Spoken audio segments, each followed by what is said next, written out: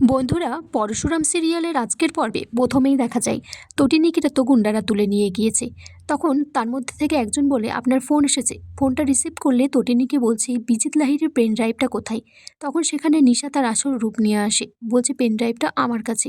তটিনী নিশা সেই রূপ দেখে অবাক হয়ে যায়। তটিনী বলছে, এই মেয়েটা এখানে কি করছে? এ তো মজুমদার আঙ্কেলের ফ্ল্যাটে ঘর ভাড়া থাকতো। নিশা বলছে, আমি এই মিশনে আছি, পেন ড্রাইভের সমস্ত ডিটেলস এখানে আছে, এটা আপনি আপনার কাছে রেখে দিন। বিজিত লাহিড়ী, কর্ণ চ্যাটার্জি, শীতল সমস্ত সাউথের দিকে তাদের অ্যাক্টিভ বেশি আছে, সাবধানে রেখো এটা, যে কোনো মুহূর্তে যা খুশি ঘটতে পারে।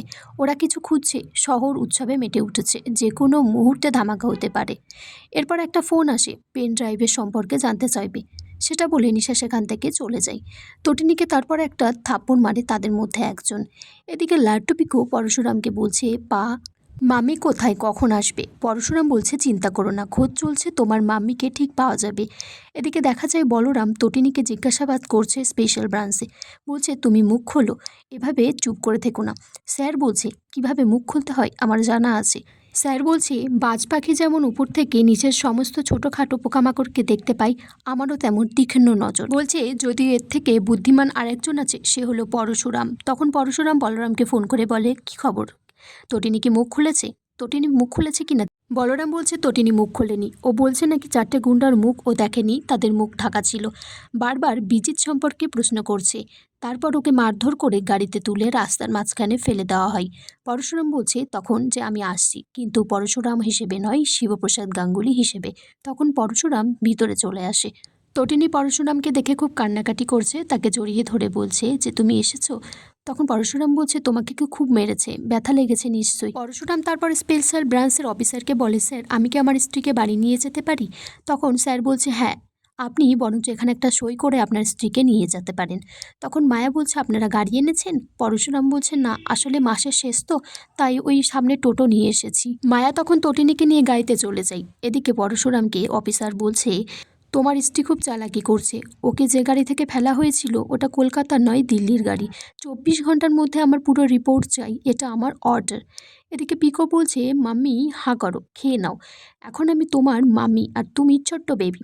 তখন পরশুরাম বলছে, খুব লেগেছে না, মেরেছে ওরা তোমাকে, এই খাবারটা করে এনেছি, তাড়াতাড়ি খেয়ে নাও। বলে সে ইচ্ছাকৃতভাবে পরশুরাম তটিনীর কপালে ক্ষত জায়গায় হাত দেয়, দেখে যে ওখানে একটা ফলস রক্ত। পরশুরাম তখন বলছে, তটিনী পুরোটাই তাহলে তোমার একটা খেলা, তোমার নাটক, আসলে তোমার কোনো লাগেইনি। বিজিত লাহিড়ী আর তোমার মধ্যে একটা লড়াই চলছে।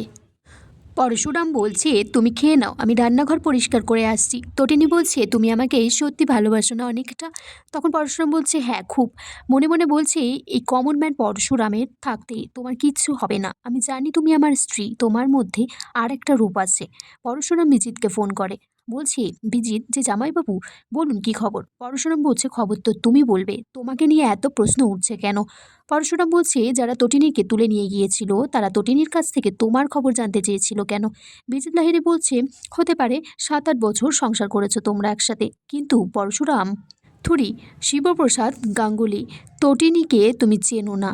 তখন পাশে আয়ুষী আসে, বলছে, কার সাথে ফোনে কথা বলছো? তখন বলছে যে তোমার জামাইবাবু শিবপ্রসাদ গাঙ্গুলি। আয়ুষী বলছে, বিজিতকে আমরা সারা রাত পার্টি করব। বিজিত বলছে, আমি তো হোটেল থেকেই এলাম। আয়ুষী তখন বলছে পরশুরামকে, হ্যালো জামাইবাবু নাকি, পরিবারে সেলিব্রেশন চলছে, চলে এসো। পরশুরাম বলছে, এটাই তোমাদের শেষ সেলিব্রেশন হবে। তারপর তটিনীর চোটটা নকল। ফোনটা তখন পরশুরাম রেখে দেয় আর বলছে মনে মনে যে তটিনীর চোটটা নকল ছিল, আর ওই গাড়িটাও নাকি দিল্লির গাড়ি ছিল। তটিনী কে তুমি, আমি হিসেবটা কিছুতেই মেলাতে পারছি না।